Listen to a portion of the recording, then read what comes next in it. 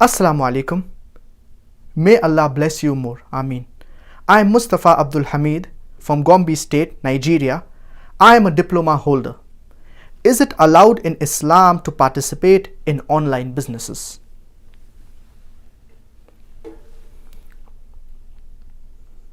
Whatever business you do, whether it be online, whether it be offline, it has to be within the purviews of the Islamic Sharia. You cannot break any rule of the Islamic Sharia. And any business that is haram, prohibited offline, it is even prohibited online. The same type of business, it is even prohibited online. Now the online business that you do, it should not involve in selling haram products. For example, selling alcohol, selling pork, selling non-zabiha meat, selling cigarettes, etc.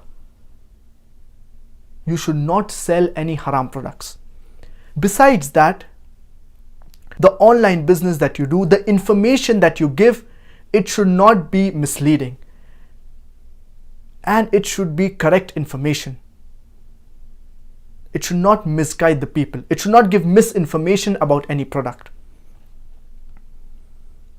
Besides this, you should not give false hopes and promises to the people. For example, you tell the customers that the product that you're selling, you can return it, for example, in 7 days. But when they want to return it, you do not accept. The online business that you do, it should not involve in cheating, gambling, or luck. Our beloved Prophet Mohammed, peace be upon him, said, "Man ghashana falaysa minna." Whosoever cheats, he is not from among us.